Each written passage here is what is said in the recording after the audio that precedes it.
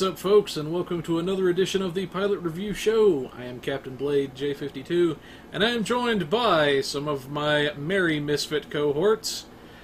We have, immediately off to my right, the RP hologram of the hour, Artie. Hello. And then we have our resident, whatever the heck that is over there, TeacherKirby. Whatever the heck that is over there, jeez. I couldn't tell. Looked too much like a pink puffball over there. She's a joined drill. Thank you very much. Oh, okay. And then we have rank second on the server. We have with us on the bridge a timber of the wolf variety. Victory is life. That's right, I was going to just say that on that. Anyways, we've got some interesting stuff to get through for you guys this week, so let's go ahead and dive into it, shall we? We shall. First and foremost, Loris, signal your first. It's to stand down. It is time to go home. And we have our new blog announcing the new featured episode called Home, which should be wrapping up some different loose ends from the last episodes that we had. But, yeah. We go back to the Founder home world that is under attack by the Hur'q. In this darkest hour, if Impersa falls, the Dominion will come to an end. So, yeah, comments from you guys. I will say, compared to a lot of their previous episodes, it's just very well done due to all the cinematography and the scenes themselves, the dialogue with the characters in the background, and the very dying situation. It's very nice. I'm going to echo the sentiments of those like Loot Critter and others. I felt like I watched an episode of Deep Space Nine. Yeah. Or played an episode of Deep Space Nine. I mean, yeah, I gotta agree. Yeah, it was... I've got a video out going tomorrow, and not only that, not only was this, the cinematography great, how they were telling the story, they started to slowly tie up your loose ends. If you're looking for a test of your space or ground abilities, when it comes to, like, you just want to see what you can do against a prolonged battle, this would be the mission to do it. Because, I mean, even on normal, if you just got, like, random gear you've pieced together, on normal, it can be a little bit of a challenge in space or on ground. If you're doing advanced or elite difficulty missions, this will give you a run for its money just because of, and I'm trying not to do spoilers, I know it just came out, so I'm hoping everybody played it, but especially the ground map. At one point, there's a never-ending battle that doesn't even have a timer. It just keeps going until an internal timer clicks over that it's ready to go to the next cutscene, and it's non-stop Hur'q. So on advanced or elite difficulty, you've got quite a challenge on your hands. And yeah, I mean, if you've got a high-end ground build, you're doing, I don't know, 30,000 million DPS, whatever the hell it is, you're not going to see an issue. But I'm just saying that even on advanced difficulty, the sheer wave of what you're dealing with is going to be a challenge, and it's going to test what you can do with your ground build. Same with space. You've got quite a bit going on in space, even though it's short bursts of 1.5 to 2 minutes. On advanced or elite, it can give you a challenge to clear out everybody during that timer.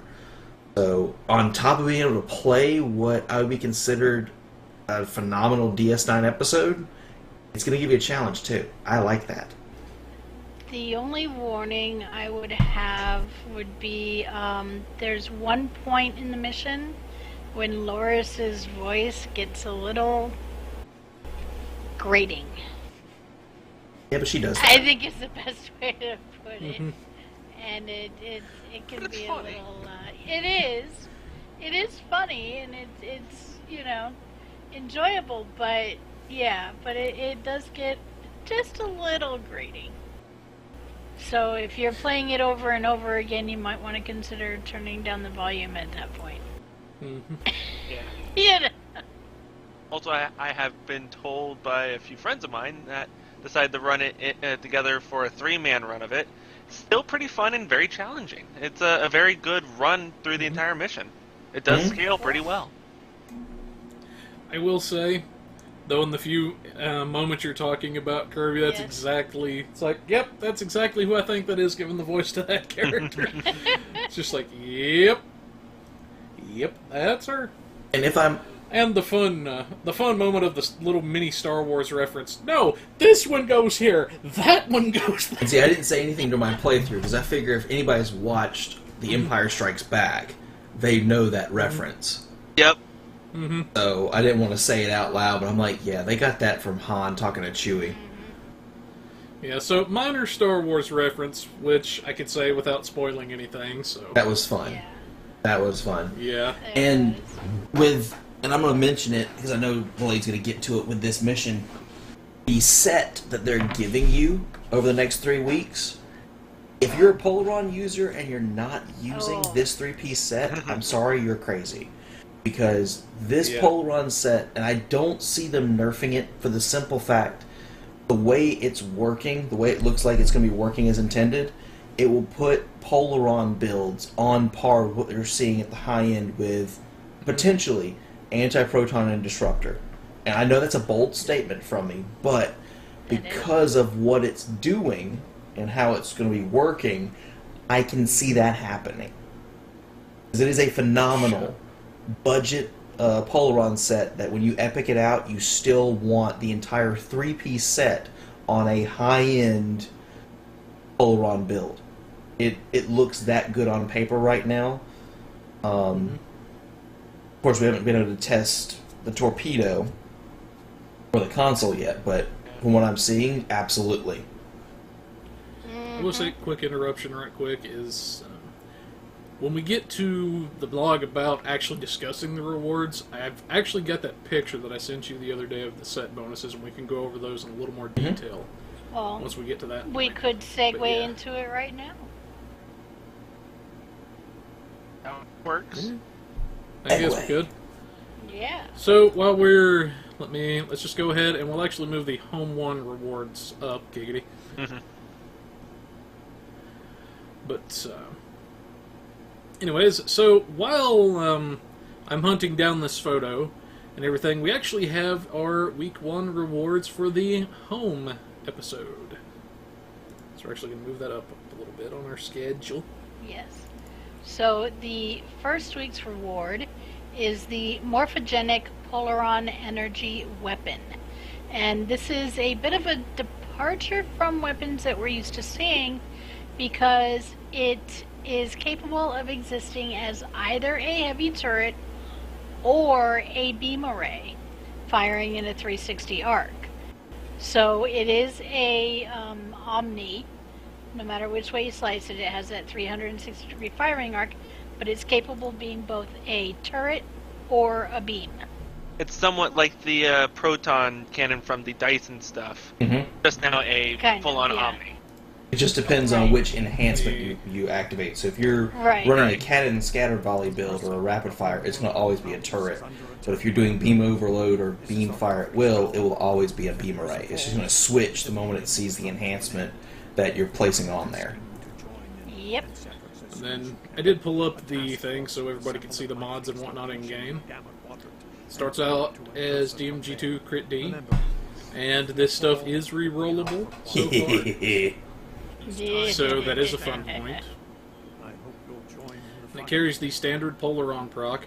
Now, one thing that I know I enjoy, Timberwolf enjoys, and everything, is so far we've been able to equip this, the Chronometric Omni, and a crafted Polaron Omni along with the Kinetic Cutting Beam.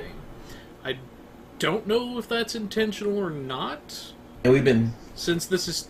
It's technically a hybrid of a turret and a Omni Beam, so you could make arguments that it should be intended, which then opens the door for them to do similar types of weapons for the other energy types. Which kind of, I think, is going to happen. because we've been talking about that behind the scenes. Because if they're trying this out with Polaron, there's every reasonable used to have an assumption that they could do this with the other energy types. I mean, this started when they did the first energy type torpedo, which was the crystalline. And now we have an energy torpedo for all 6 types. So it's reasonable to assume this won't be the last time we see something like this.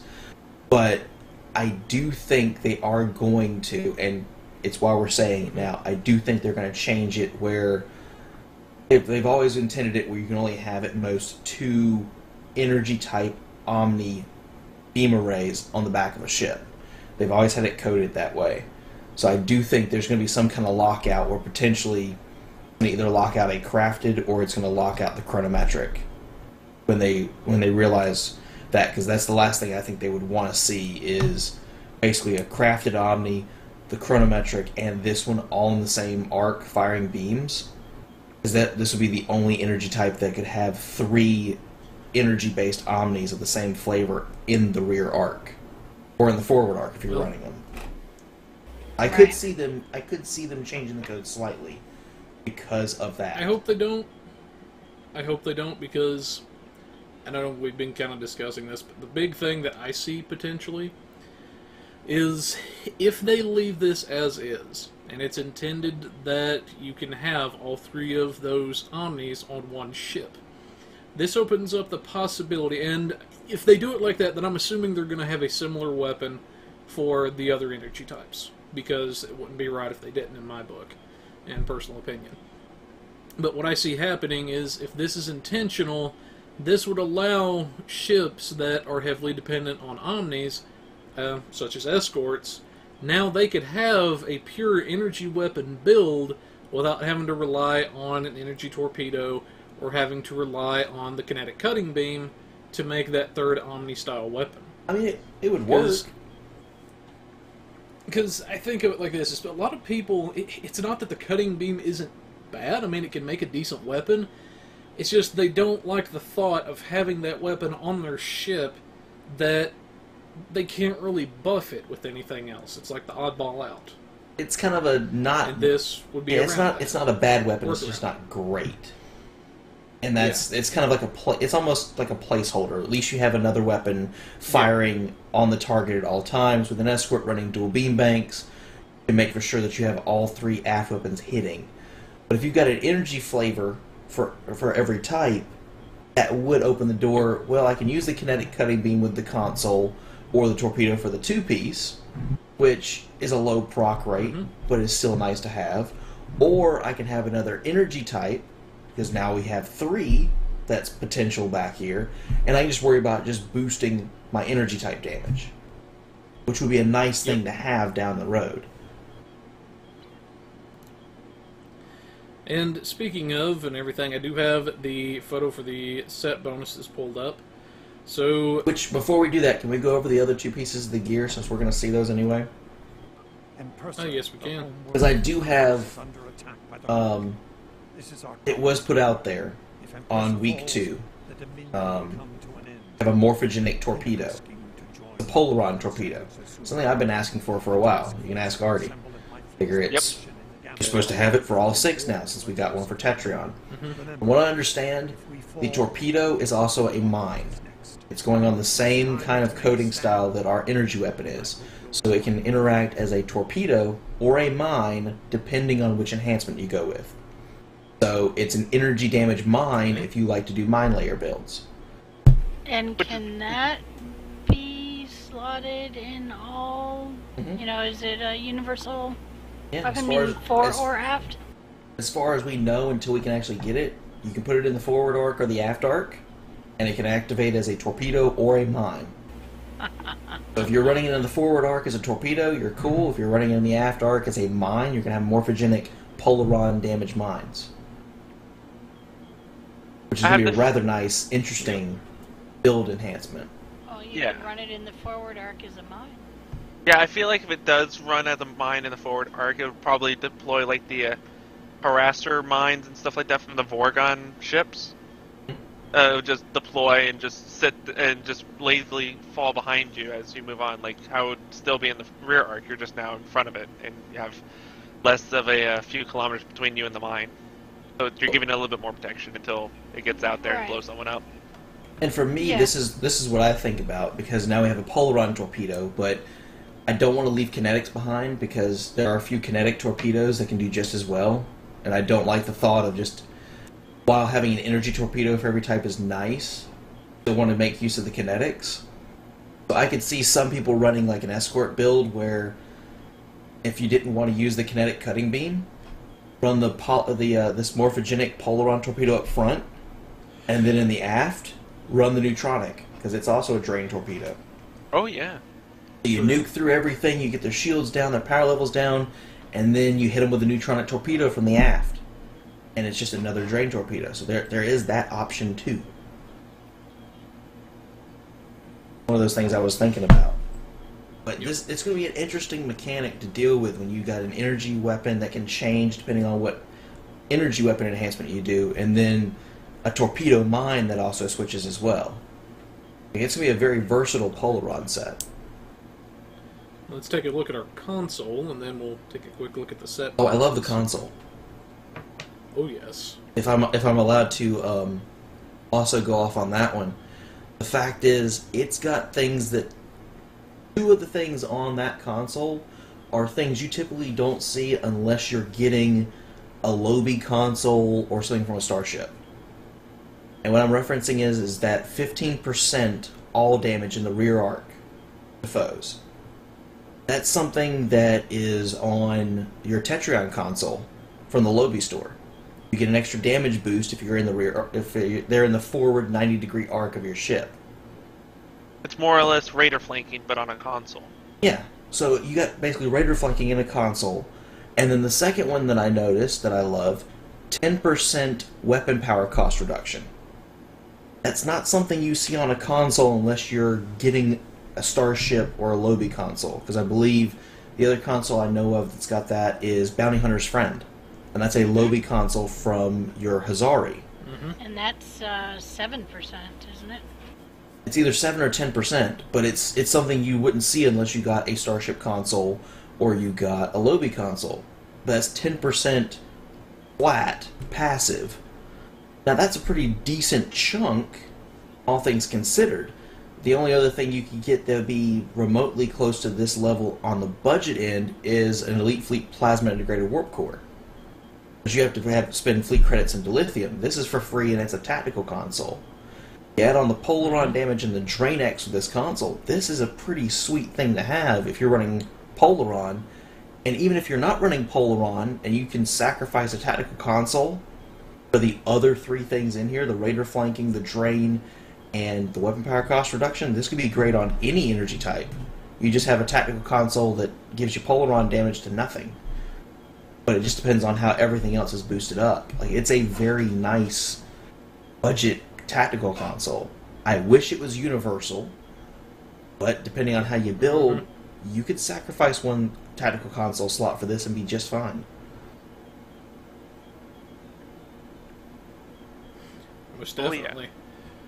But it's definitely going to be interesting to see what people come up with this. But let's take a quick look at our set bonuses. Oh, and I love those too. Alright, so for our 2 set bonus, everything, we'll start off with it, and then we'll work our way into the 3 set. For the 2 set bonus, we have a 15% recharge time reduction to Fire at Will, Beam Overload, Scatter Volley, Rapid Fire, Torpedo Spread, Torpedo High Yield, Mine Pattern Alpha, and Mine Pattern Beta. So all the weapon bonus buffers and stuff like that. Essentially the major enhancements, yes. Which is the high end is not bad to have, all things considered, but at the budget level, to have that as a passive is kind of a big deal. Because at the budget level, you really don't have a lot of cooldown reduction unless you're slotting like Photonic Officer, if you've gotten, you know, a few things like your Temporal Negotiator, or if you're just running Aux to Bat at a budget level. Having a 15% passive, that does help keep things closer to global.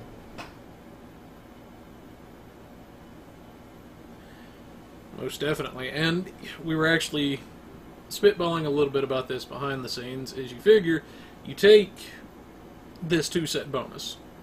Then you put, say, maybe 2 points into tactical readiness. Then that's going to push your, even on just the budget and with just those, that's going to get your tactical abilities darn near close to global, if not outright. So that's a huge deal for the budget in now, is that now they can at least get their tactical powers, if they play their cards right, pretty close to global, without having to use something like you said, like the Photonic Officer, or perhaps even Ox to Bat.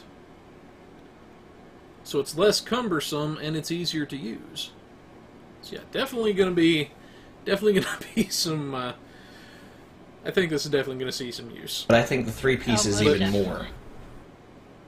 But speaking of 3-piece, getting into that, whenever you activate one of the following abilities, you gain a unique buff that lasts for 45 seconds and can stack up to 3 times. If you activate Beam Fire at Will or Beam Overload, you get a 2% critical chance that can stack up to a maximum of 6%. If you activate Scatter Volley or Rapid Fire, you get 10% critical severity that can stack up to a maximum of 30%. If you activate Torpedo Spread, High Yield, or Mind Pattern Alpha or Mind Pattern Beta, you get 7.5% weapon damage for a maximum of 22.5%. And see, I've been crunching the numbers with Darkblade, and pretty much what I'm looking at, the budget level of this, Beam, Fire at Will, like if you're running beams, you're going to, especially Fire at Will, that's where you're going to see the better enhancement, because crit chance can be very hard to come by at the budget level, especially if you're just doing like mission rewards and everything.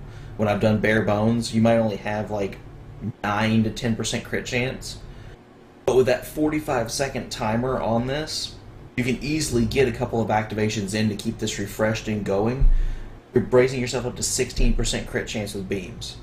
So that's equivalent to having some consoles that you'd either be paying for at Reputation, Lobby, or Locators. And you might just be running standard consoles you've just gotten as drops or mission rewards. Pair that with the torpedo activations. With this torpedo, 22.5%, maybe category 1 all weapon damage. That's going to be a huge chunk. But I think the better one at the high end is probably going to be the cannons, because we haven't seen cannons do higher damage output at the high end. Having 30% crit severity is going to be a sizable chunk when you're doing scatter volley or rapid fire. Like, either way you go with this, you're going to get a sizable boost. And you might even be able to switch out a couple of consoles depending on what you're running, because you might not need as many locators with this set, as you're getting 6% crit chance. And if you can keep that refreshed, maybe instead of 3 locators with this console, maybe you only need 1 or 2, and then run exploiters for extra crit severity. Or vice versa with the cannons. I mean, it's something you can test out. Right. Or you could, instead of crit severity, you could go and run some of the colony consoles for their bonuses, stuff like that. And still have your energy damage bonus, but then you've also got heal procs. Mm-hmm. And then, so you're definitely going to have some options here. That's for sure. I love this set because it's, to me, whether it's budget level or high end, this helps put Polaron a lot higher on the map than what it was. Especially when you're using the entire 3-piece, which I'm planning on using the entire 3-piece epic'd out in some builds, some test builds, just because of what it can do. It will make up for some of the losses that it might have against disruptors or anti-proton or phasers, because those typically are the top 3 that most people go for nowadays. So it'll put it more on par with those others, and I like that fact. That's why I'm hoping they don't touch this set at all, they leave it as is, because this will definitely help out a lot of Polaron users out there. Most definitely. But we will have these in the these blogs and everything in the description for you guys and whatnot. Be sure to check that out and everything. But anyways, moving along to the next bit of shenanigans, we have our Priority 1 interview with Al Rivera.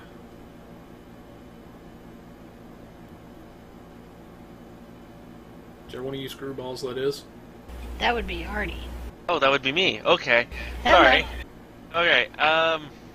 So, as Blade introduced, this is a Priority 1 interview from Al Rivera. I'll just read what we have here. It's time for a deep dive into Victory's life. Lead designer Al Rivera joins the talented team of Priority 1 for a nearly 2-hour podcast interview about everything that went into the expansion. Basically, they go from talking about a little bit of discovery and then how they're adding a lot of that into the future of After Trek and whatnot, and then they get into the Star Trek Online news with it, and then talk about the spoilerific reviews of the new expansion, and then get into all the details about the maps, the gameplay, all the new stuff, and apparently a very special episode of all the new things. So I hope that you get to go listen to it at some point, and then it gives you a link to the podcast below. But yeah, I've actually taken a little bit of a look at it. It's a very interesting little run through. If you feel like you want to take a listen to it, you might as well. Word of warning: they do talk about some of the a lot of the story missions a little bit here and there. So if you don't want to get too much spoilers, although they do play safe a little bit, they do talk quite a bit about the new expansion throughout detail. So if you want to get all that experience yourself, take it with a pinch of salt, I guess. Up to you.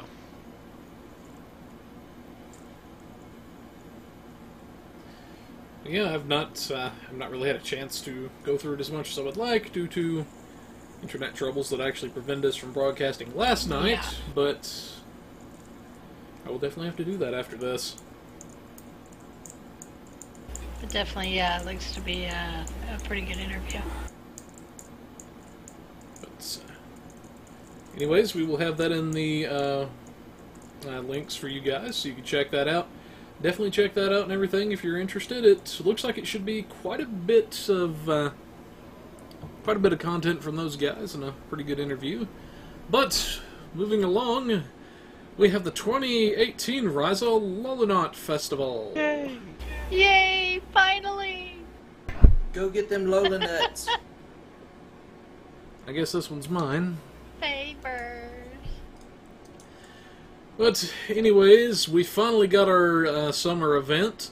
Everything that people were so concerned about it is going to be running from July the 3rd until August the 16th at 10 a.m. So there was about a 1-month delay due to Victory is Life, which I believe I actually had a bet with Timberwolf for a lockbox key on. Or I had a bet with somebody for a lockbox key. I owe you one. Yep, he owes me a key. But But this is going to be on all 3 platforms simultaneously, correct? Oh yeah. I believe so. Let me scroll down here. But anyway, while I'm looking for that, the rewards that we will have this year are the Vorgon Tajara Dreadnought Cruiser, which is going to be our prize ship. We're going to have some baseball uniforms, which is inspired by the episode Take Me Out to the Holosuite. We're going to have new power boards and floaters, new spotted holographic carousels, new kit modules, new food items, sort of thing. We're going to have our chili dogs. vanity pet here. Oh, good Yep. lord. Yep. Not that I disagree. New emotes and everything. You can see some of this stuff. Which I still have to say, the Ferengi and the hat is the funniest one. Or the Cation. Though, Timber, I have to ask this, and this is slightly sidetracking. Since that Cation is wearing a purple outfit, does that not remind you of Beerus, if he was in stone It form? does, and I think that's funny as hell. And now I want to see him walk up to somebody and go, "A cod," and they just disappear. I want now. Yes, please. Okay. But you can see the Milky Way League and everything. Then we've got some of the different kit modules, which is the Cyclonic Generator, for engineering. And then for science, we have the virulent dark matter cloud. And then for tactical, we have the magmatic deployment. Like, they just sound So, yeah. evil. I know, right? I mean, listen to what they do. I mean, if I may. Go ahead. I mean, the engineering kit, basically you make a tornado and you throw it at the enemy. The science kit, you take a giant cloud of dark matter and you throw it at them. The tactical kit module, you take freaking lava and you throw it at them. You hit What's them with even better than this? You hit them with magma. You throw magma at them. Magma. And then, what was it, last year we got the sandstorm generator and engineers got a hurricane turret. So quite honestly, if you had a good team together, you throw a sandstorm at them, a hurricane, a cyclone tornado, dark matter, magma. Like, what the hell? Now add the And then a graviton spike to group them all together before you hit them with it. Like, Sompek light. Don't oh, make lightning. Jesus. as well as the fire that you get Terrain. from the new missions. Yeah, the Fecklari, Fekiri. whatever Fekiri how they want to call them now. The chaos fire, yeah. Yeah. But yeah, I mean, you just hit them with all the elements. You're gonna be like freaking Zeus, and just be like, all right, screw these guys. Excuse me, Avatar. The only thing that we need at this point is a kit module, then we could have the whole Avatar family and everything. Oh Right. wait, and there's Have, like, firebenders, earthbenders. also seismic Right now. agitation, isn't there? Because it causes an earthquake. Yeah. There it is. Yep. There's the earthbenders. You got the earthquake, cyclones, hurricanes, magma, lightning. We just need a, what is it, a tsunami? We need a tsunami kit module now to hit them with a giant wave. Just flood entire enemies, advance, push them back. Yeah.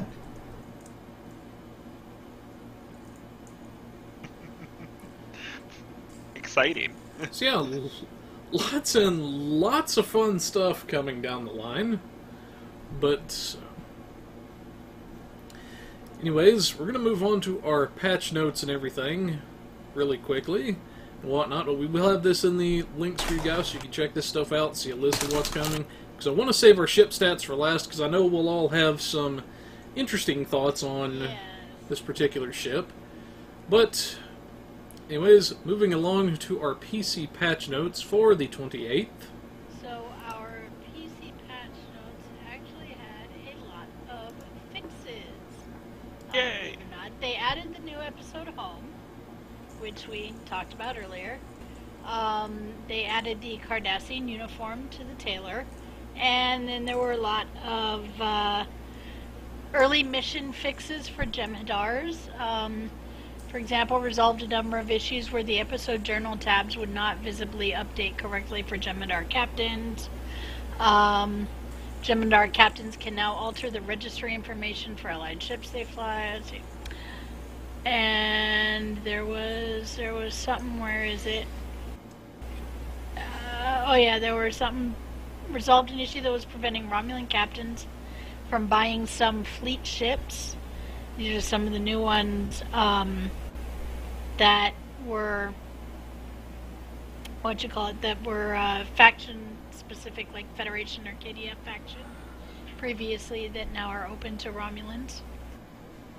And then there's some content where they resolved a few issues, like resolved an issue where Romulan captains would be blocked from completing missions that required a step inside their bridge, such as trade craft.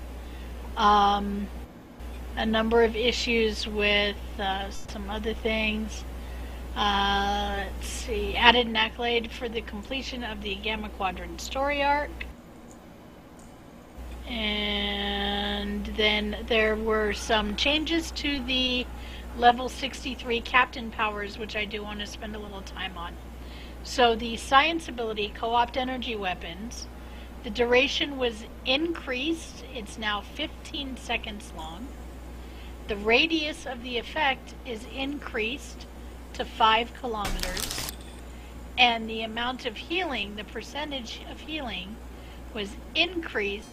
It's now 25% instead of 10. So a big buff for the science ability. You're starting to die, Kirby. Beep, beep, Engine beep, increased. beep. Can you hear me now? Any better? Sounds better. Yeah. Okay. Yeah. So the duration increased from 10 seconds to 15 seconds. The base power drained from targets increased from 10 to 25. The base power that you gain, you now gain from between 10 to 25 power based on the number of targets hit. The bonus weapon damage is now 10% per target hit. It used to be 5, and the bonus weapon damage now affects all weapons. And I then- will say, before you get Yeah. the third one, those are welcome boosts to the Yeah. science and the engineering powers, because I felt those needed them. And I Yeah. don't even play my engineer and my science that much, but to have those kind of increases, that definitely helps your science and engineering captains. Yes, it does. And then we get into the vulnerability assessment sweep. They've chosen to completely rework this. So previously it was a debuff of 25 resistance to your target and any targets within 3 kilometers of your target. So they've changed that. It no longer debuffs foes. Instead, it gives the player and nearby allied players armor penetration for 15 seconds based on the number of allies that are affected. Now, am I the only one that is okay with this change? Because I'll say why. Seems to be okay in practice. I mean, I looked at that and I was a little skeptical at first when I read it. Well, the reason I'm okay with it, it's a player-based AoE. You start off with a minimum of plus 20 armor pen for 15 seconds. It stacks up to plus 40 armor pen. So, if you're in a group and you're able to activate it, because from what I understand, it's counting pets as well as allies. So, if you're able to get that plus 40 armor pen, I can see that being just as good, maybe not a little bit better than the minus 25 debuff. Plus, there's plenty of things in the game right now that do target debuffs. I mean, if we were stacking beta with your tactical debuff, fire on my mark, you're doing ionic turbulence. Let's say you've got Oxtabat with the plus Trawl Starship trait. Yeah. There's plenty of debuffs, so to add in some armor pen on top of that, I mean, you know, it works out in the end. I haven't really seen much of a difference. Granted, we didn't have it for that long before they changed it, but Right. I'm not seeing much of a difference changing from a minus 25 all damage resist to a plus 40 armor pen on my weapons. Yeah, and I'll be honest, I was a little skeptical when I first read it. I did read it. Personally, when I read it as a bit of a nerf, but I've been playing with, in Argala leveling up ships with my tactical captains, and both before and after, and I'm really not noticing much of a difference, so... Yeah, I don't really... It's just going to be how it works as far as mechanics-wise, but I don't think... Yeah. I mean, maybe at the high end, maybe there's a difference of 1%, down the road on all the calculations and everything, but I don't think it's going to be that much of a difference for most players, to be honest with you. Right. Okay. And then, so we've touched on that, and then basically, back to resolving issues. The, Reach level 5 in a crafting school is giving out Klingon aligned duty officer again for the KDF, aligned Jem'Hadars. Let's see what else. Cardassians are now immune to the Vulcan nerve pinch. Ow! Yeah. The It's fine. obedience is victory trait can no longer be triggered in social zones. Now see, I haven't really looked at that one. What trolling were they doing? Probably just a lot of flashiness. Yeah. G14 classified. Okay. Let's see. Jem'Hadar attack ship will no longer constantly reapply cannon scatter volley while out of combat. There was some. Where is it? I am looking for one in particular. Hur'q defeated. No. Okay, resolved an issue that caused Jem'Hadar captains to use Orbital Strike 1 when they should have been using Orbital Strike 3. And where is it? Okay. Must have been in a different set of patch notes that I'm thinking of it. But I know a lot of the early missions for Jem'Hadar captains, a lot of the earlier story missions have been an issue, and they seem to have fixed all of those. Hopefully. If you're still having problems, of course, let us know. Yep. Anything stand out to any of you guys? The very last one, Dominion security escorts now use the correct beam out effect, is not entirely correct. Because literally, let's see, about an hour ago, I was running the new mission on my Vanguard character, running through the ground map, decided to bring down some reinforcements. Okay, so we're right now waiting to get into the next room, and their cooldown already finished, so they're beaming up, and there goes the Romulan effects again. And I'm just like, I thought they fixed this. So it's not too big of a problem, it's just a thing again. But it seems to be spotty, it doesn't happen every time. Yes. The complaints department that you have attempted to reach is no longer in service. Please hang up your call in, eat a turn That's again all it later. is. I'm Literally, at saving this my point. complaint for the bug corner, because I do have something that I noticed after the patch that I discussed then now. Oh, I do see one thing. What's that? That I'm glad they finally explained. What's that? And me of all people, you will be surprised when I tell you this, and it's from an RP standpoint. Oh. Talking about the Gamma Quadrant arc. It says, talking about the accolade, an additional accolade added for completion of the Gamma arc.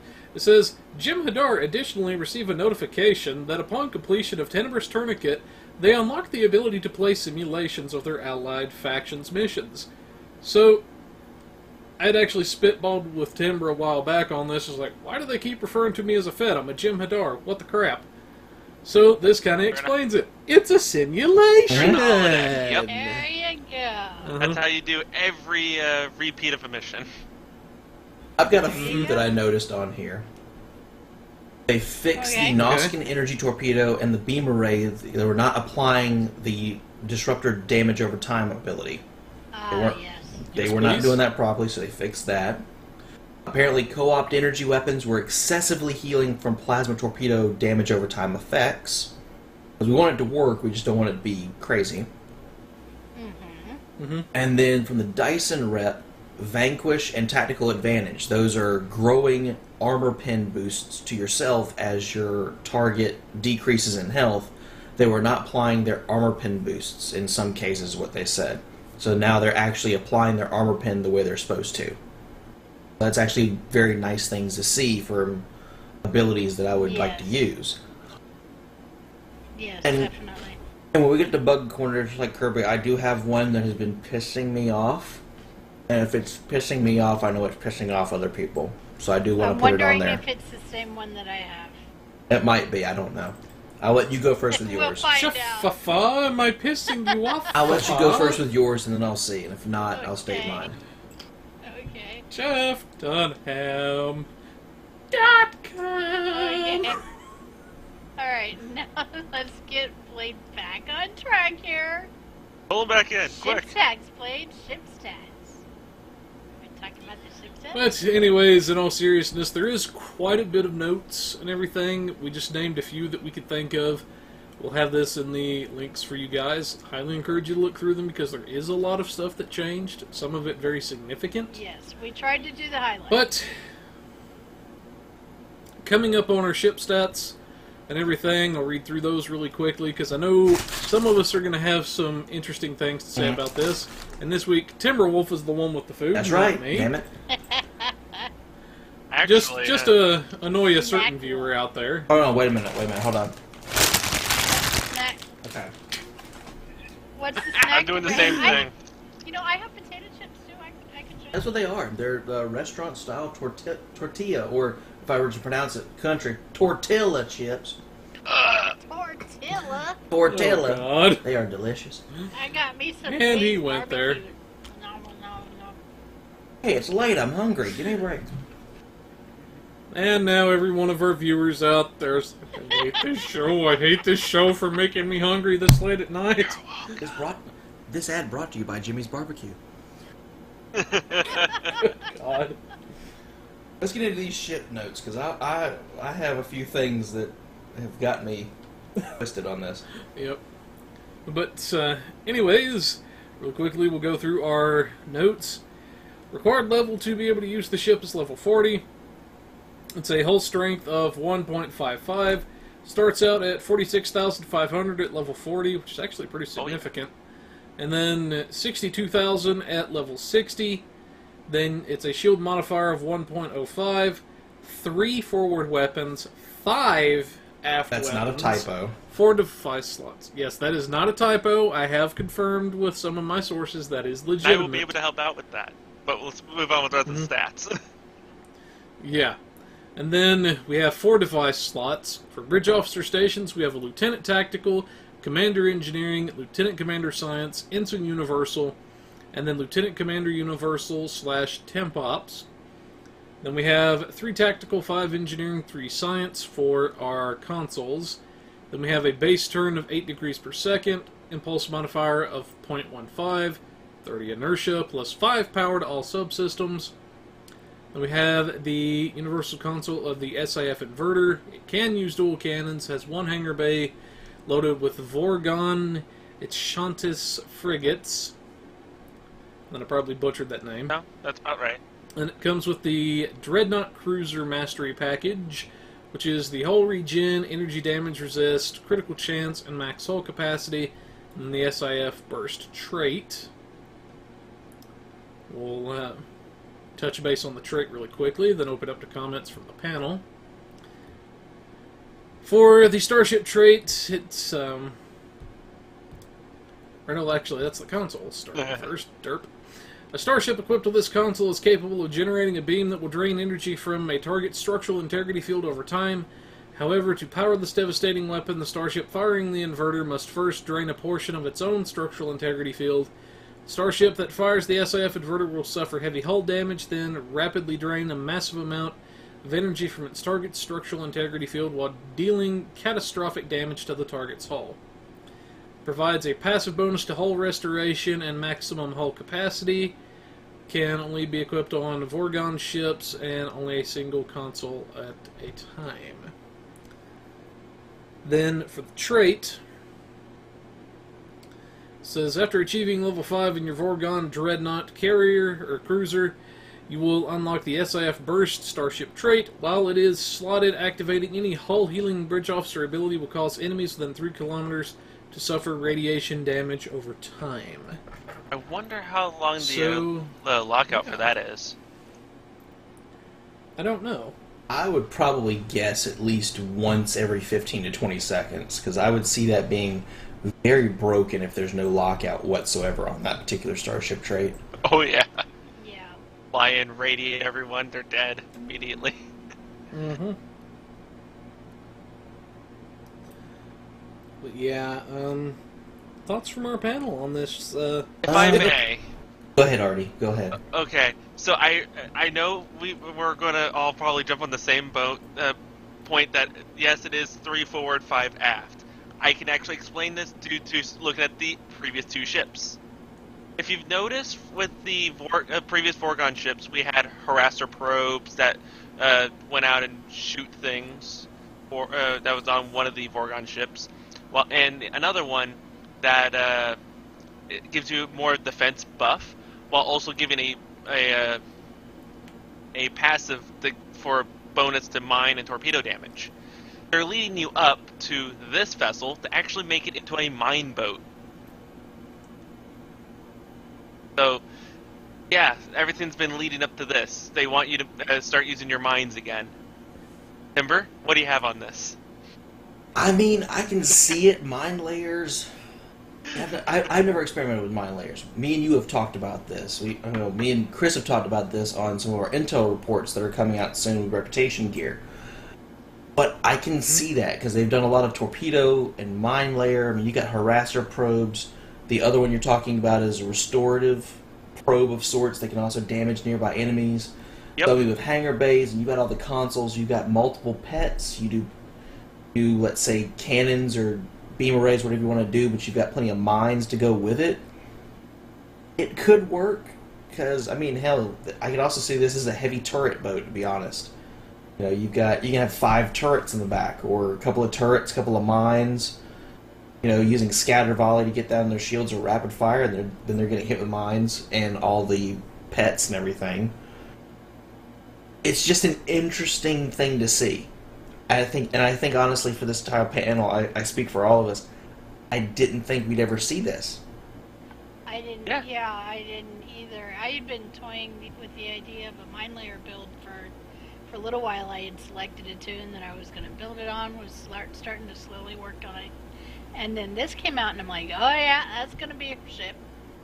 Because I mean, hell, just with mine laying, the only thing I've experimented with, and I've talked to Artie about this, is basically like a control capture, and you're using the tractor beam mines and the Nukara mines, the web mines, just to capture and slow a target down with like the Nukara console, that lockbox console that does a web wall. So you web wall them, you hit them with Nukara mines, you hit them with tractor beam mines, and maybe a third mine. I can't think of a third mine off the top of my head that would work right with that build, but... Tricobalt, Tricobalt, yeah. You just do something for damage, but it's like, you could make it work. It's going to be interesting to see what people do with this ship. It's going to be interesting to see what we do with this damn ship when it comes out. Because of its seating, not just its weapon layout, but its seating, is it's actually got pretty decent seating, all things considered. I mean, with the way it's set up, you could do an Oxtabat or a non-Oxtabat build with this particular ship. So you go either way when it comes to setup style, and you can do cannons and turrets, you can do mine layer, beam arrays. Some are going to work better than others, but it's going to be interesting as hell. I will say, even though it may be unintended for story purposes, this feels like with the Nukara web torpedo mines, my mistake, as well as the cloak tractor mines. This would be a really good boat to fight the Hur'q because of all their tiny swarmers. You just throw out the little track mines, and then you drop some more explosive mines and hope they get all stuck up in that little mess that you left behind. Well, now that you've said that, Artie, now this ship makes perfect sense. Boom. This ship makes perfect sense. It's built for anti-Hur'q, because the Hur'q love to always swarm in the aft 90 degrees. Especially those little tiny fighters. You'll end up being in a mission and 30 of them will be behind you. Because they always get up in your rear arc. Well, if you're running with 5 weapons in the aft, you're hitting most of your weapons towards them, whether it's mines, turrets, or beams. You can actually defend against them since they always like to flank you like a raider would. That makes perfect sense. You hit them with mines and whatever energy weapons you got, you can take them out quickly while they're behind you. Yep. What gave me the idea was due to a guy in one of the SDO Facebook groups mentioned this as mostly a joke, that the Alliance basically went to the Vorgons and went, hey, we need something to fight the Hur'qs. And the Vorgons went, here, have an absurd ship with 5 aft weapons. Yeah, and you put the preeminent shield on this. Bingo. Thinking along those lines, the preeminent shield will give you the most shields in the aft quarter. So that would help protect the aft while you're firing all your weapons towards the aft range. Hell, the other silly thing I saw that I told Blade about, or maybe Artie told me, I can see people using the Temp Ops improved Starship trait, where you're going in reverse. You're going in reverse with 0 powertrain. Yeah, you get the reverse. You get the healing bonuses. You get the cooldown reduction and all that. And you don't get a reverse debuff. It's great.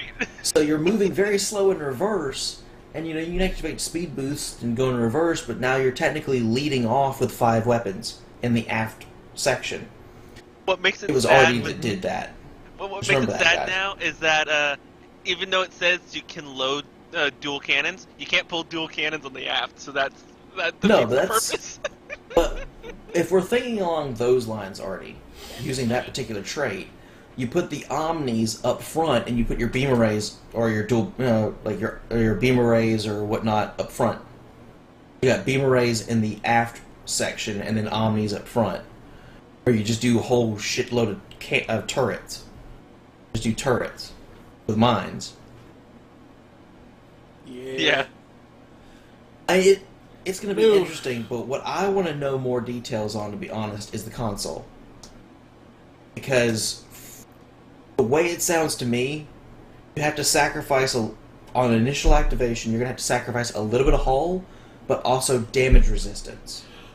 And then you're going to get it back almost through an energy siphon type of mechanic. So you sacrifice some of your damage resistance and hull capacity, and then after 3 seconds, like energy siphon, you get, damage resistance and hull healing from the enemy you're taking it from, and they take that damage. That's the way it sounds to me. I think that's exactly what it's intending, and also to counter that, they also give you the 5 engineering console slots, as well as a commander engineering, a ensign universal, and a lieutenant commander universal temp op. So I think they have an idea that you're going to be throwing a lot of healing stuff onto this boat to use the said console. Mm-hmm. Which, I know for me personally and whatnot, it's like I said, to me it struck me as a heavy mine layer. As soon as I saw it, it's just like, yep, that's going to be a mine layer. Why not? Which is actually going to be good. Everything, because traditionally the only mine layers I've really seen have been escorty type ships, or ships that have a lot of tactical based ability. And this is going to give them something very nice to play with that's a heavier version. And actually me something nice to play with, because I've not made a mine layer since my old Fleet Saber class. And it works out with the consoles, because if you've gotten the other 2 ships, you've gotten the Renegades, and you've gotten the Xiphus, the 3-piece set bonus, because we've seen it on holodeck, they had it in, I don't know if they've locked it out or not at this point, but the 3-piece set bonus is a plus 20 flight speed to targetable torpedoes and mines. So if you've got the entire 3-piece Vorgon set, your mines, if you're doing a mine layer ship, are going to have more flight speed toward their target. Yeah, they will. now I could just see it. Yep. Now I'm going to have my whole field of mine just laid out, and I'm going to be throwing tri-cobalt torpedoes downrange, and no one's going to be able to stop me. And I would say, too, even if you don't want to use this thing as a mine layer, it'd still make a half-decent Yes. broadsider. Because if you're broadsiding anyway, the 3.5 isn't going to matter. Yeah? Yeah, exactly. So it's really not as bad as a lot of people are thinking it's going to be. I know, I want to make this thing into a mine layer tank, just because I'm going to try it out, like I said. I'm going to try out old Nukara mines. I'm going to try out the competitive wargame mines, because those gain damage over time after deployment. So, I'll try out some mine-laying abilities, and I'll probably just try beam arrays for a broadside or turrets, just so I can always have damage on the target. That mines are going to be an interesting thing to get used to. But yeah, it would be worth testing it out with as a mine layer, be sure. And we got some newer options out there to try them out with. I know exactly what I'm going to do with this shit. I have something ridiculous that I have planned for this just already. I'm going to spoil it a little bit. It's ridiculous. Yes, and you're going to probably irk about it immediately. So, oh, God. forward 3 are going to be all dual beam banks, okay? Rear arc is going to have 2 mines and an Omni, as well as 2 regular beam arrays. Okay. So the way that this works is that I fly straight into the enemy, shoot everything I can, go past them, drop everything I can, and once they're chasing me, I still have something to shoot at them with, and they just run straight into the mines while chasing me. Artie, I dare you to do one a little bit better than that. What's up? I dare you to run 3 mines in the aft, one of which being the Advanced Inhibiting Chronoton Rapid Mine Launcher, because that launches mines in front of your ship. I will do that. That's exactly what I'll do. So that way you have mines launching in the front of your ship, and then you've got mines launching in the aft of your ship. I will be unstoppable. Yep. There's something wrong with you, too. I mean, if you're going to go broken, you might as well. I mean... Which, I can't say I've not thought of something similar, I mean, so... and the reason I'm saying that is the Gamma Task Force set is built around mines as well. I mean, you use the console, you have a 20% mine recharge speed. Yep. And then there's a shared mine recharge time reduction with projectile weapon damage boosting. So, I mean, you could run Polaron build, have this mine in there, potentially use the entire 3-piece set for Deep Space Mine, giggity, and then have a couple of mines in it as well. I mean, that kind of where I could see a synergy of sorts with this ship. You're using the Gamma Task Force reputation and a few other pieces on the new ship. And, you know, I know they normally build Vorgons for Tetrion, but if you build it right, it can just work with mines in this new set. And this is a perfect segue into our budget build. Yes. Yep. But, anyways, we will have this in the link for you guys, so you can check that out. And everything. It will be interesting to see what people come up with this for this particular ship. But, anyways,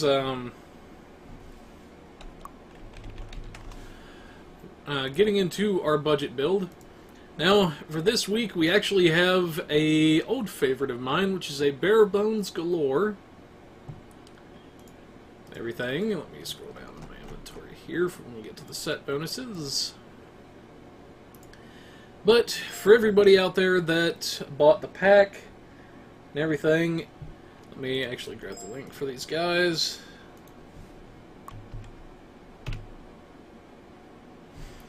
But slight technical difficulty off camera there, folks. But anyway, if you bought the new pack, you definitely got a hold of the old Cardassian Galore, one of the most iconic ships in the Cardassian military. In this particular instance, it used to be a lockbox ship, and for me, this is actually my bread and butter ship for close to 5 years in this game, whenever I first discovered it. It was actually the ship that I flew for the longest time, everything after my Odyssey, and the only thing that brought me out of this ship was actually the Keldon itself. Now, for this particular ship, you're getting quite a bit of bang for your buck, and pretty much everything on this build is actually going to start out at a Mark 12 Very Rare or above. Now, whenever you get the Galore, you're going to get 4 of these spiral wave disruptors that come with the ship. So, for your spiral waves, you'll have 4 really great weapons automatically right there. Then, you will unlock the ability to purchase more through dilithium as time goes on. Now, for our forward weapons and everything on the ship, I've got those as the 4 spiral waves. You might want to reposition some of these weapons and everything as you need to. I had to set it up this way on the builder because the builder bugged out on me, wouldn't let me put some of the spirals in the back. So that is one thing I do want to make a note of. But up front we have our 4 spiral waves. In the back end of the ship we have the Nausicaan beam array. We have the resonant disruptor beam. We also have the rare plasma disruptor beam. And we also have the very rare Martok disruptor omni. So you can see we've got a decent set of starting weapons for the ship. Then for our shields, our engines, and our deflector and everything, I wanted people to see just how much power they can actually get in this ship and survival as well. So for this particular ship and everything, we went with the Soul Defense set. This is a favorite of mine whenever the Kobali 4-piece is not available. And what makes the Soul Defense set so powerful is actually the 2-set and the 3-set bonuses that the set actually comes with. If you have 2 of the pieces on the ship, you get the free equivalent of a neutronium armor in terms of damage resistance. That's just by having those 2 items on the ship and everything without ever having to touch an armor console, which is a pretty big deal. Then for your 3-set bonus, you actually get a nice AoE heal, which will heal yourself and nearby allies within, I believe it is, 5 kilometers. So a very potent heal, which I have seen, depending on the ship that it heals, take from near dead back to full. So it could be a pretty great, oh crap, I'm going to die button. Plus, you know, a lot of upfront damage negation as well. Then, for our warp core, since the Soul Defense set does not come with a warp core, we have to source one out. And one of our staple favorite warp cores that we use quite a bit, in fact most of the time anymore, because it's very, very hard to beat at the free end, at the budget end, is our Temporal Phase Overcharged core. Now what makes this core so special is if you made a Delta recruit very recently, or you were one of the original Delta recruits from way back, then you're familiar with the Temporal Negotiator.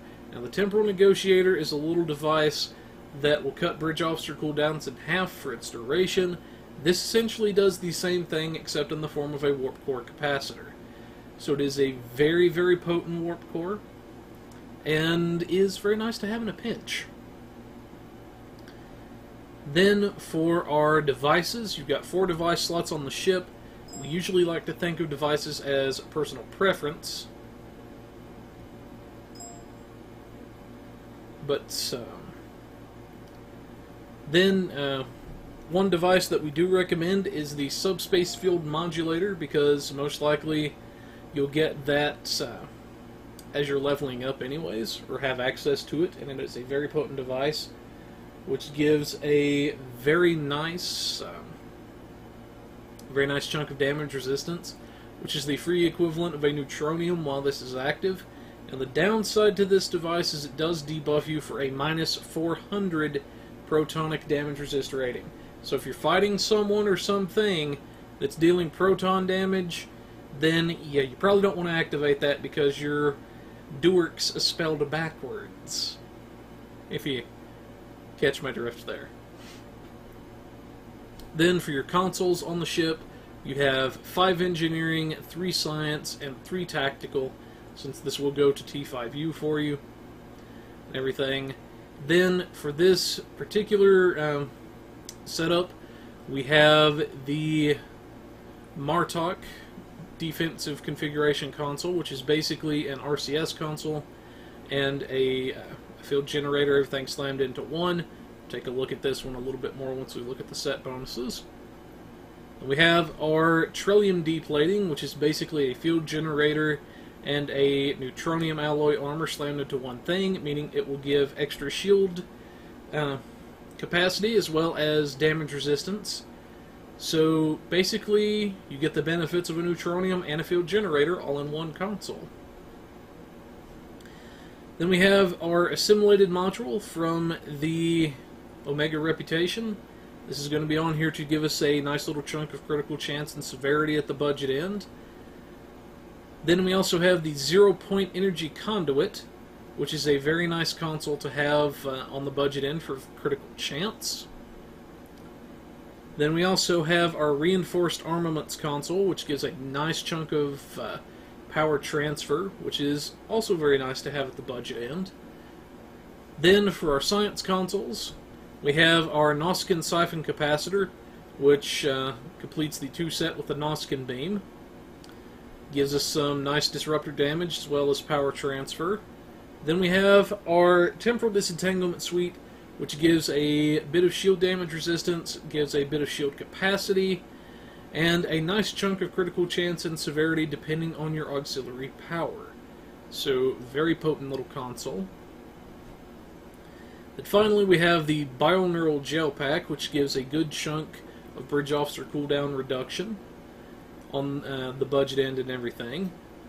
Then for our tactical consoles, we have the Harmonic Resonance Relay Mark 12. This gives a nice little bit of armor pen as well as functioning as a disruptor tactical console. Then our final 2 are our disruptor consoles, which comes from the Echoes of Light mission. So you can see you get quite a bit of potent equipment on the ship.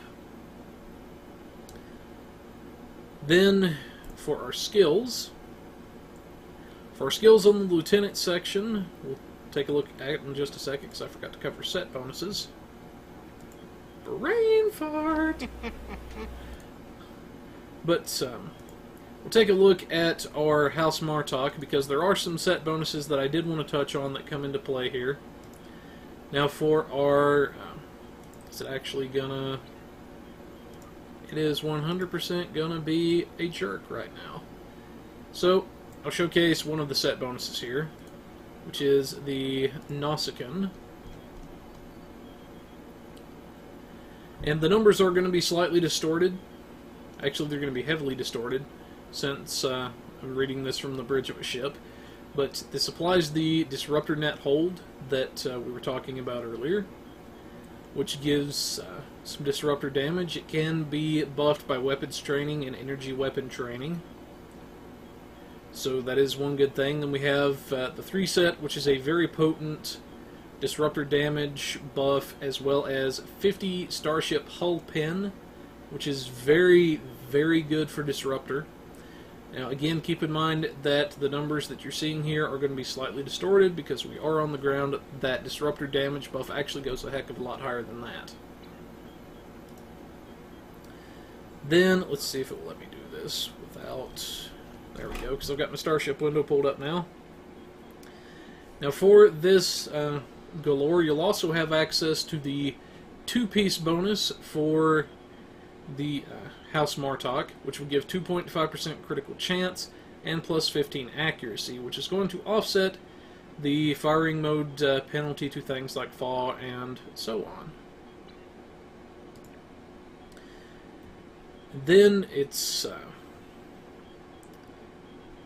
we can go ahead and show the 2-piece because it is something you'll have access to, not that you're really going to use it, which is the Tetrion damage, but it's there, so I thought, why not? So that's what you're going to have for some of your set bonuses to draw from. And then, yeah. Going into our skills now, finally. For Lieutenant tier, we have 2 points into the shield and hull capacity, which is going to give a nice little bit of a boost there. We have 1 point into shield and hull restoration, which is going to buff our healing a good bit. Then we have 3 points in the energy weapon training, which is going to buff our energy damage. And we also have the improved EPS flow for extra power transfer. A point into impulse expertise. We have points into control and drain expertise each. And then it actually did not save the proper skill allotment for some reason. It was actually supposed to be 2 points into targeting expertise and 2 points into defensive maneuvering. Then, yeah, it royally screwed this up. So, kind of making corrections as we go. Then for the hull platings, we've maxed out all 3 points into that on the commander tier. That's going to be free defensive value just by having these on the ship. Then we have 2 points into our shield hardness, which is going to be a damage reduction to our shields. Then we have 3 points into weapon amplification and specialization for free critical chance and severity. Then on the captain tier, we have a point into defensive and offensive subsystem tuning. If need be, you could consider putting an additional point into one of the specific systems. We have 2 points into EPG, and also 3 points into our long-range target sensors to offset that weapon drop-off penalty. Now, this is supposed to have hull pin on the build because this is a disruptor-heavy build with a lot of hull penetration in this particular instance. Now, normally, in everything, I would say that as long as you have either hull pin or shield pin on the build, it's not going to matter. As long as you've got at least one of them, you can make arguments for either one. However, since this is a hull pin heavy build anyways, we went with hull pin to take advantage of that. Now, on the Admiral tier, what it's supposed to have, since this is a tank build, it is supposed to have a point into warp core potential for free power, 2 points into the engineering readiness, which is going to give us a nice bit of cooldown reduction to engineering powers, and then 2 points into the tactical readiness, which is going to help with our tactical powers and keeping threat with the ship. Then for our specializations, and it is not supposed to have... There we go. It's supposed to actually have the command as secondary, so it's Intel Command. This assumes a tactical Jem'Hadar. Everything. If you are not a tactical Jem'Hadar, then simply swap in your own specializations that it gives you. But these are the two that we're going with for this build. Then going into traits, did it? Yes, it did at least save that. That is good. Alright, so for our space powers and whatnot, for our personal space traits, first one up we have is the Beam Barrage. If you are a tactical Jem'Hadar, you will get this given to you for free as one of your R&D schools. If not, this is one of the ones that I would recommend you level up so you can access this trait and everything. We always like to assume you've leveled at least one R&D school anyway, since this takes into account a Jem'Hadar, somebody that has purchased the pack. You're going to have access to this anywho. Then we have the Point Blank Shot, which is going to increase weapon damage the closer you get to the target, up to a certain maximum. Then there goes Timber and his chips again. Then we have Elusive for free defensive value to the ship, making it harder to hit. We have Fleet Coordinator for free damage based on how many people are in the party, up to 10%. Then we have Last-Ditch Effort, which is the career-specific trait for tacticals. If you are not a tactical officer, but you would still like to utilize the build, then simply swap in your own career-specific trait in this area in order to compensate for the changes. Then we have Beam Training for free beam damage on the ship. Then we have the Nanite Repair Matrix, which is a hull heal from the Midnight mission that you can pick up whenever your ship drops below a certain point. Then finally we have Operative for free critical chance and severity, just as a nice way to round out the build. Then for our Starship traits, we have the Best Defense, which is also from the House Peg mission. Grants a hull healing buff to attack patterns along with normal effects. Then we have the Improved Predictive Algorithm, since it maxes out intel and everything here. Then this is going to give a nice bit of accuracy and everything, and remove certain debuffs from us. So that's going to offset our firing mode penalty to fall a little bit more. Then we have Command Frequency, everything which removes the low hull requirement from our fleet support, which is very nice. Then for our space reputation, we have the Aux Power Offensive. This is a nice buff from the Nukara rep that gives a damage and accuracy buff based on Aux Power. Then we have the Advanced Target Systems for a bit of free severity from Dyson. Then we have Precision for free critical hit chance from Romulan. Then we have the Magnified Firepower from our Gamma rep, which I'm assuming a lot of people, assuming they've been hitting their stuff daily, are going to be hitting this ability now, which is free Category 2 buff to your weapon damage, and very potent from the Gamma rep. For our active Starship powers, we have the Anti-Time Entanglement Singularity. This is a nice little AoE kick in the pants to foes that does physical damage on slow while it is active. Then we have the Biomolecular Shield Generator, which is the little green ball you see people use in missions like ISA and otherwise. It reduces damage to shields for everybody that is inside of it, and immediately heals a little bit of shields when you first step in, and gives a little bit of shield regen. Then we have our Deploy Sensor Interference Platform, which is a nice little oh crap I'm gonna die button. You could pop this and it will last until the platform is destroyed or until its time runs out, whatever happens first. But while it is active, it will taunt enemies to attack itself and give a slight feedback pulse to the nearby allied ships. So yeah. Then for our final active reputation, we have the Quantum Singularity Manipulation, and while this is active, or when you activate it, it gives a temporary cloaking effect, as well as buffing all science stats by plus 100 for the duration. So, to get more bang for your buck out of some of these powers, you could activate any exotic buffs you may have, fire the Quantum Singularity, then crack off your anti-time entanglement, and you'll get a lot more bang for your buck that way. But that's what we have as far as our traits. Let's go ahead and look at our buff powers. Did it actually? Okay, yes, it did actually set those right. So, on the Galore, you have a Commander Engineering, Lieutenant Commander Tactical, Lieutenant Universal, and an Ensign Science. Now, for this particular ship, we'll start with the Commander Engineering. On this, we have a Engineering Team 1 to give us some hull healing, as well as purging certain effects, like the Viral Matrix the Iconians are very fond of. Reverse Shield Polarity to recharge our shields in a pinch. Then we also have our Emergency Power to Weapons 3. That is going to be a nice buff to our weapons power. Then, and as well as a slight damage increase. Then we also have Warp Bubble, which comes from, I believe it's the Broken Circle mission. This is a nice little AoE debuff to enemies. There is no hard upper limit that we've seen yet. As long as they're within 4 kilometers, this will essentially cut their damage in half for the duration.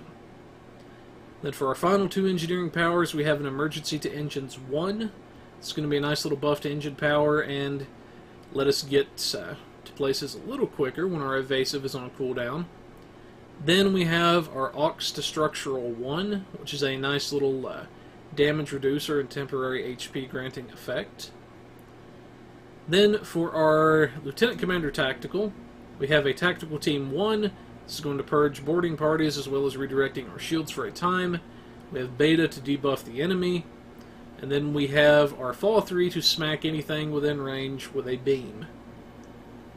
Then for our Ensign Science, we have our Hazard Emitters 1. This is going to purge Borg plasma fires as well as giving a heal over time effect.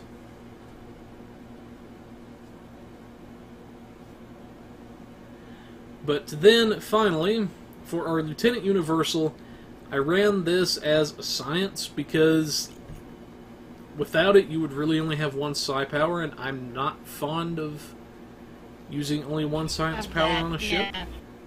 I concur.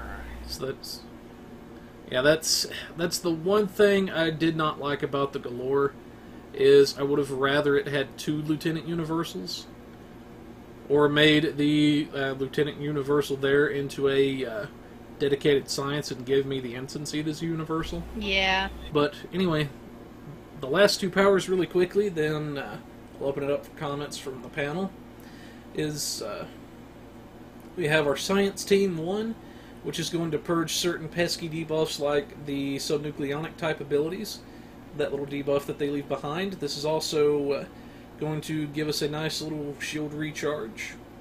And then finally we have Transfer Shield Strength 2, which is going to be a nice little shield recharge here. But, yeah, that's what we've got as far as our buff powers and everything. But before we look at the notes and final build cost, comments from the panel. No, this actually looks really good. I like it. Yep.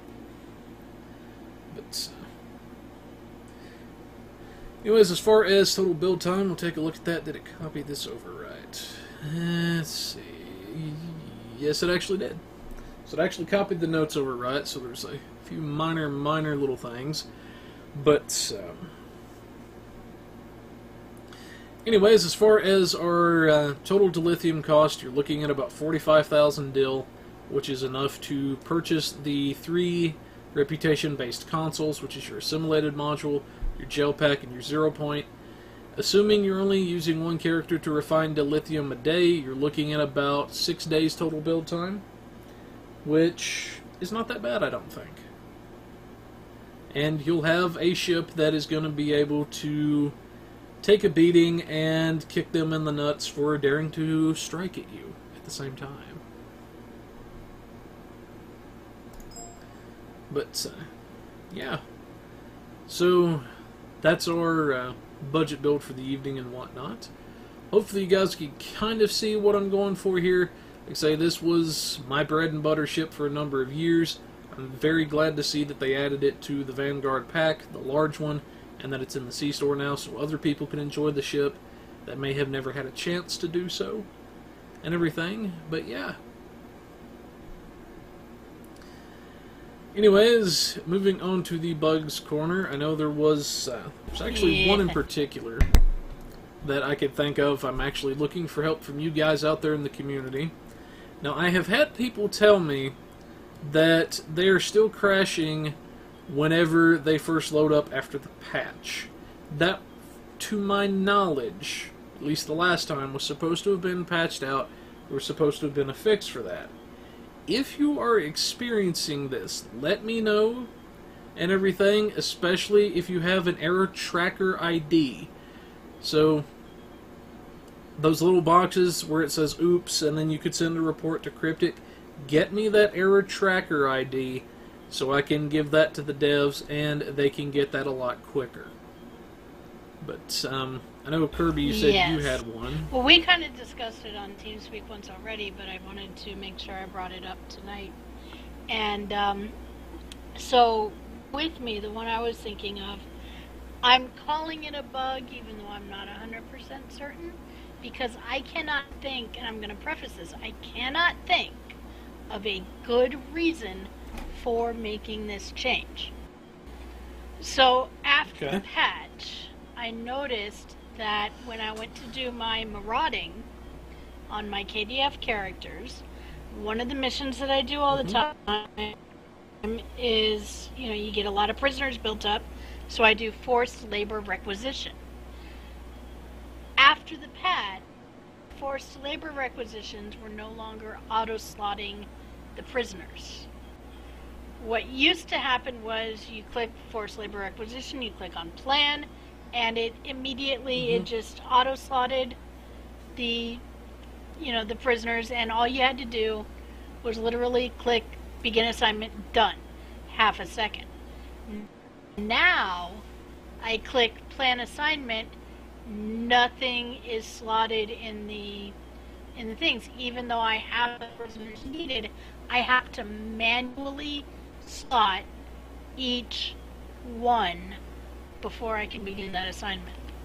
And it is annoying as hell. So it's the same way as transfer of prisoners now. Although those are just two.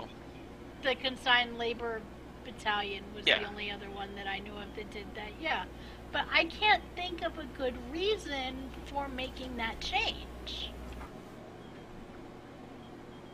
You know what I mean? I've been over it trying to figure out why would you make that change.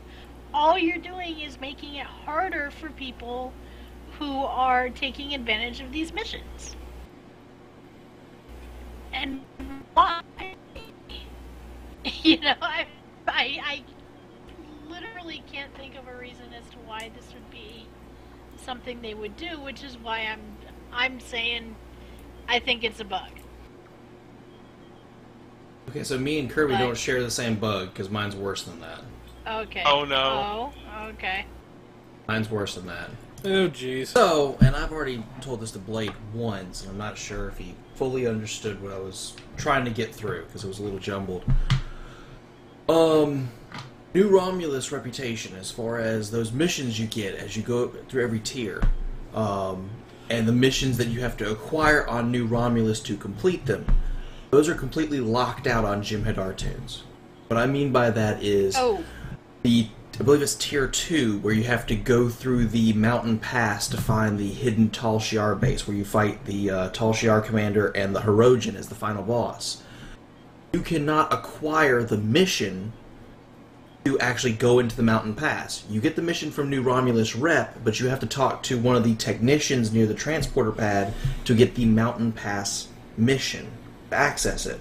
you cannot get that. As a matter of fact, you can't even talk to the foreman, because every time a Jem'Hadar beams down to New Romulus, they always get the cutscene, and I've tried that. I have beamed down 7 times. I've gotten 7 cutscenes where you're being introduced to New Romulus. Right. Did you check in your mission journal in the, quote, New Romulus arc? Because that's where all those missions were actually moved to that. Yeah, but it shouldn't repeat. Even on after they made that change, a new tune that I created, it doesn't repeat the opening cinematic 7 times. Oh, it's been doing that for a while, yeah. So that's... On every tune, yeah.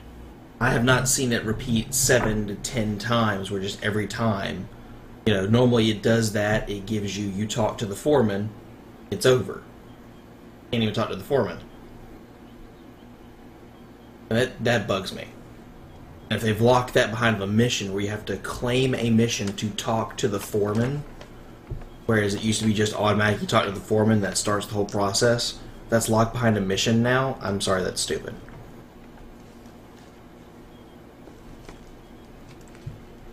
I can see that causing some potential issues. Yeah.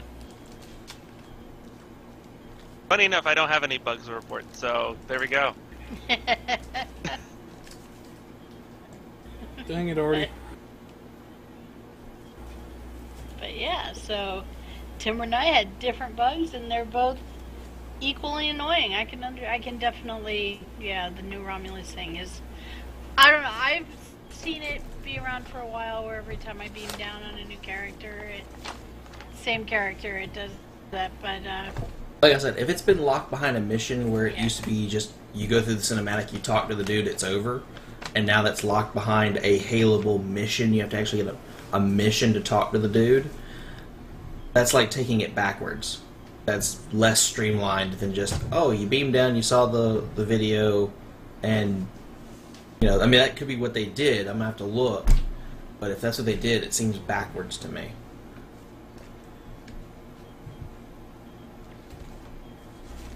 yep. Yeah, I can agree with that. But hey, I mean, like I said, I can't think of a good reason why all of a sudden the prisoners aren't autofilling in the assignment. I mean, if they fix that to autofill, they might as well fix the rest of them to autofill. You know, like the transfer prisoners. Or wait, the other one. That's why when I'm turning in prisoners to Starfleet, that's why they're not autofilling there anymore. Okay, that makes sense. No, that one just never autofilled. I thought it did. Nope.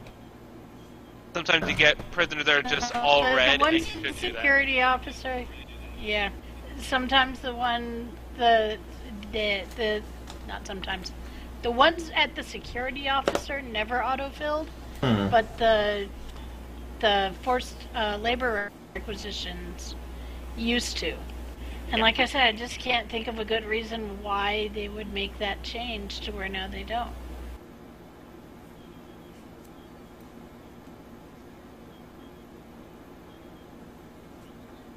Which is why I'm calling it. Yeah, that's some interesting stuff, but anyways, moving along this evening, finally, after they've broken about a bajillion different things, as usual, Chris, we have okay. the Teacher's Corner with TeacherKirby. Yes. What have you got for us this week? So this week, I dusted off one of my old ones. I did do a new playthrough for those of you that want to see something new, but I'm not linking it here. But the video I'm highlighting, because the summer event starts on Tuesday, and I know any new players we have are going to want to know, how do I get that ship, that lovely mine layer? So I'm highlighting my how to get the summer event ship video. Boom. See. Questions, comments? Straightforward. I mean, I knew, but I'm glad, Yes. it's there so other people may know, just in case. Well, see, and I've already had to link it to somebody in one of my fleets, my Fed fleet, once because he was asking, "What do I got to do to get this ship that's coming out?" So I've already linked it once to somebody in game. Boom. This year. So yeah, yep. That's a Kirby moment for you. Hey, what can I say? Yeah. But anyways, definitely check that out if you're curious about everything. We will have a link in the description for you guys. But coming up on the final segment of the evening, we have the RP Corner with Artie. What have you got for us this week, dude? Well, somewhat going in the theme of upgrading. Last week we talked about upgrading your ground weapons and gear and whatnot. This time we're going to be talking about your starship. Like, pick a class, pick whatever, you know. Sometimes you get standard issue and you go, I don't like the weapons. So, as you would in-game, you would change the weapons out, the deflectors, the shields, whatnot. Yeah, that works out. In character, can you imagine your crew going through your entire ship dozens upon dozens of times a day, just removing a phaser array to put a disruptor bank, and then go, no, I'd rather have anti-proton weapons, and then going back in, removing it all, taking out the special requirements, putting the anti-proton array back in, and then you go, no, put the phaser array back in. That must be backbreaking, right? So, in somewhat jokingly manner, I've made a somewhat of an example, streamline explanation of how you would roleplay upgrading your vessel. Yeah. And your entire engineering department then wants to kill you. Basically. But it's funny enough, not just the engineering department. First, dividing down what would be specifically on your ship and added on later would be your major duty officer departments. Your science, engineering, operations, tactical, medical, security, if you want to count security and not with tactical, however you want it. Between those guys, it also would depend what's being upgraded below that. For phaser arrays, for instance, upgrading phaser arrays from whatever they are to a newer version, or adding a new special power up to it, or removing that array altogether and putting a new one, putting a different weapon on there. You would definitely have to talk to engineering about that, and then get tactical in on it and say, hey, so we've added disruptor arrays instead of your usual standard issue phaser arrays that suck. Do you want to help link this all up together? And the tactical guy will have to, start working out the power systems, how it all connects to the tactical console, make sure all the targeting systems still work, go through the whole software, whole 9 yards of it, while engineering's actually installing the hardware. And then you got to talk to operations to make sure you get all the right materials for it. If you don't talk to operations, nothing gets done. But moving on to, say, another more simpler example than just removing weapons arrays or consoles and all sorts of shenanigans like that. A more simpler version is, say, upgrading medical records. While in sickbay, maybe a new alien race shows up or someone special is coming by for a visit. The doctors and medics down there have to be prepared for everything. So they may be making sure, your database is up to date, or that, you have that one special tool to make sure this species doesn't, sneeze on you and blow up the ship.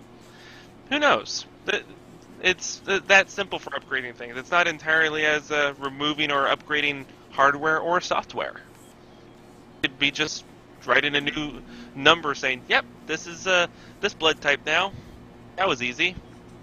And then nothing else to do in sickbay for the rest of the day. Let's see, what other examples do I have here? This one is more relatable because we've actually seen this on screen. You guys may remember in Star Trek VI Undiscovered Country where you have Spock and McCoy doing surgery on a torpedo? Well, that's basically upgrading your torpedo. In essence, you're taking out pieces of a torpedo, adding new parts to it. And for RP, you may not be in such a time-pressed scenario like Spock and McCoy and the rest of the Enterprise, and you may be like, hey, Cap, why don't we make some specialty torpedoes just in case we get into a hairy situation? Or, hey, the science department's running out of probes. Mind if we gut a few torpedoes? Or, who knows, maybe you want your torpedo to do sparkling effects while it hits its target. You'll figure it out. But, yeah. But, funny enough, I've actually was able to coordinate this with which department would work best for what situation. More specifically on this, like, say, since the torpedoes are part of the tactical systems, obviously you need a tactical officer. Depending on what it does from there, add a different department. Need a torpedo to be a probe, add the science department to it.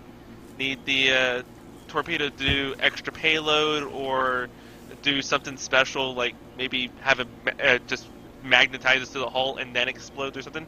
Talk to the engineers. I'm sure they have a couple of heavy industrial magnets lying around. Maybe you just want the targeting systems just to be better. Ops or another tactical officer may have an idea. And who knows, maybe you're in that special group of people on your ship that you have the jack of all trades just sitting behind the corner. Talk to them. I'm sure they may have something like intelligence officer-like to throw in there, and they'll just beam the torpedo straight onto an enemy ship. Make things easier, right?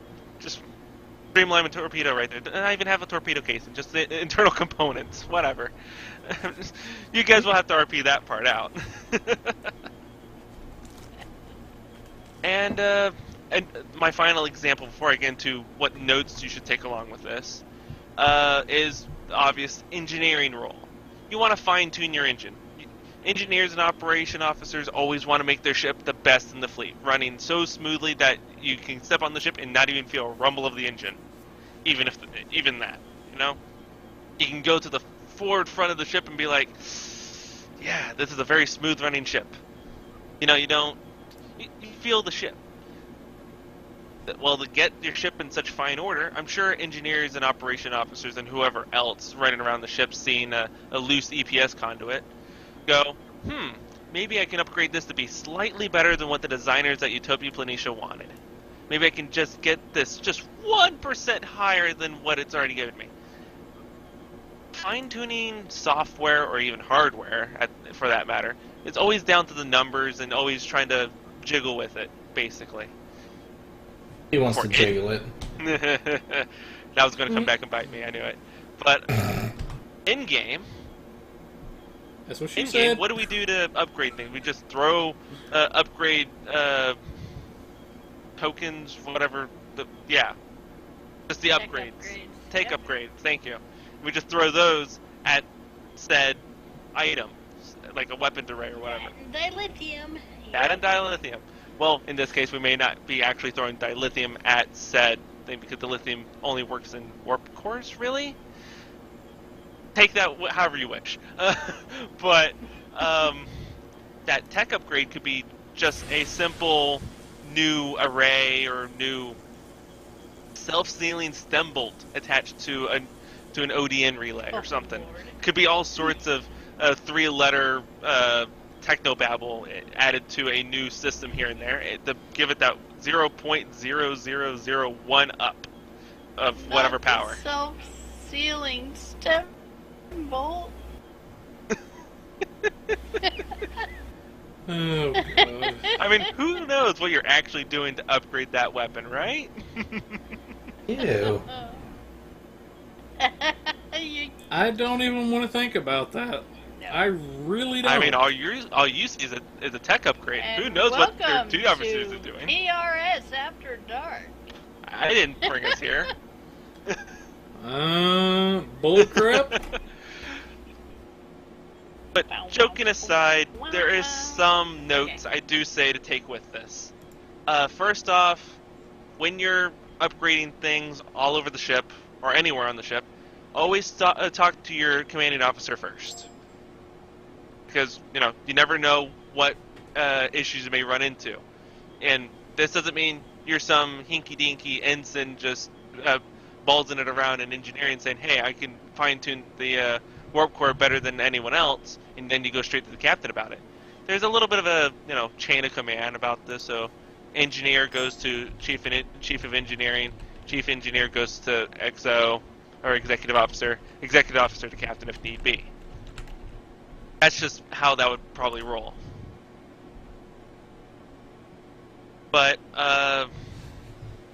that's basically how that works for that. You don't just go, all right, I'm going to go ahead and upgrade this, because that may have some repercussions on you when you actually start doing things, and may have commanding officers that were totally on board with the plan now go against you because you didn't tell them about the plan beforehand.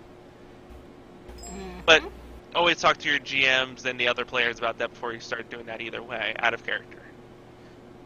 Secondly, just because it sounds cool, make sure it doesn't make things worse. Sometimes game masters and whoever runs your events may want to pull a fast one on you players who want to make these super cool upgrades and kind of make your very fast, cool-looking ship into a sudden ball of flame just because you switched on the new warp nacelles. Well, with whatever upgrade you do, the game master may go, all right, roll those dice. If you get a real high one, it'll be fine. Most times it's going to be really low, and your entire ship suddenly has a brownout, and now you got to make sure you can fix the entire ship in a few hours, or the whole thing explodes. Yay! And that could be its own event on its own, but but that's just the idea. It may sound cool in theory, and it may look good and all that, but make sure you don't have to do a dice roll every time you turn it on. You don't think the Romulans had to roll dice for the cloaking device every time to turn it on, right? No, that's actual technology that they've just installed. They don't, maybe someone could detect it. That's a roll for them to detect a cloak ship, but you're not going, all right, is the console going to explode on me? Rolls dice. No, it doesn't. Or maybe it does. Who knows? But I digress. Third and last, if it works and the upgrade is something that's built straight into the ship, or something that's very simple, not really needing a dice roll, you're in that golden zone of possibilities. You really are in that fine tune where game master's like, haha, roll for it, and you're like, why? Why would I have to roll for the entire ODN relay doing something? Why do I have to roll to make sure my chair, swivels to look at you? What are you getting at? But that's that whole safe zone of you can roll. You don't have to roll for anything. You can roll to see if the weapons work and whatnot. But that's rolling for shooting weapons and targeting. That's not rolling for your upgrade. The upgrade's probably hidden under there, going, yeah. Even if I miss, that upgrade's still going to get me a little bit closer than if I didn't roll any better. Or maybe yeah, I could roll the get us turn us faster and in this little hairy fight we're having in my little escort, but that upgrade's going to give me slightly better maneuvering power than the guy that's chasing me. It's not going to be like now you got to roll to do this high energy turn. Oh no, the ship blew up. It's safe to be in that little zone there. You'll just have to figure out through in-character dialogue, out-of-character talking to your GMs and whatnot, where that golden zone really is. But that's about it. Also, I am still advertising that Roleplay Fleet Outpost Zeta. Link to their recruitment page is still in the notes. If you want to take a look at them, everything's there.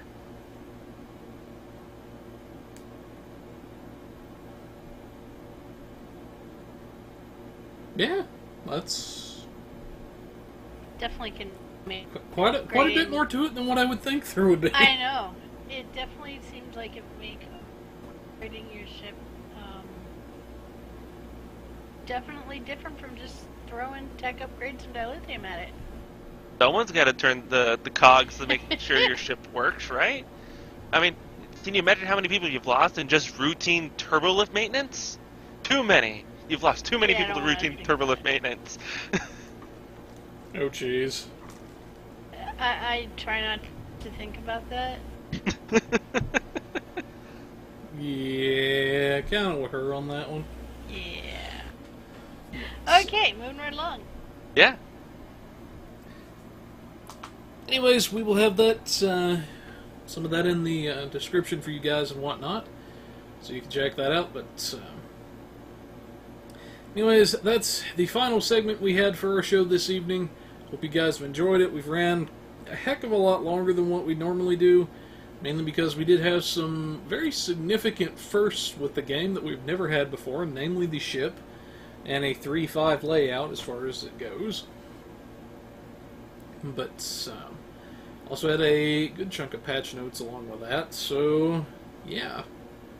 And but before you do our normal closeout, I do want to read from chat. As of this moment, we are 2 days away from the summer event. We go into Ryza to reclaim our Lulunut prize vouchers. This we do gladly, because we are Jem'Dar, and we are free from the white. Remember, victory is Jamaharon. Thank you, Steve. Oh, gosh. oh god. I can't.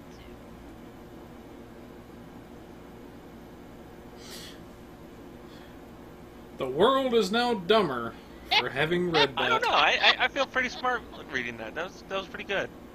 Very clever. Anyway, before she gets any more ideas, or that certain person gets more ideas, looking at you, dude. But anyways, I hope you guys enjoyed the show this week, comedy and all. Like I say, well, there was quite a bit to get through this week, some very significant firsts that we've not had with the game before, namely that big ship and the 3-5 layout. But if you have any requests for budget builds, feel free to let us know. Whatnot, we do take requests and everything from the viewers. Let us know, hey, I've just got a bare bones type of budget. This is the type of ship I'm wanting to use. This is what I'm wanting to do. I want to be a space wizard, or I'm looking to do DPS, or I'm looking to be a tank. Whatever it is, let us know your ship and your budget, and we'll try to help you out. Hook you up with a build.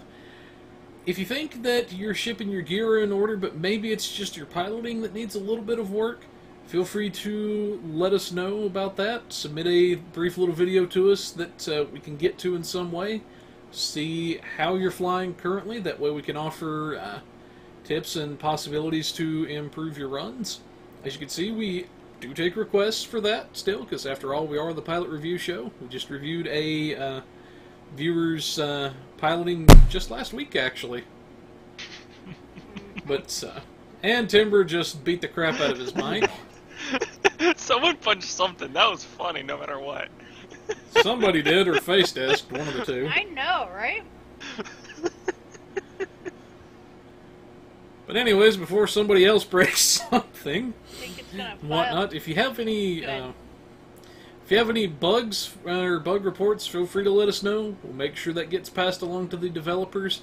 As I said, if you are seeing that crash I mentioned earlier, please get me the error tracking number so we can submit that directly to them.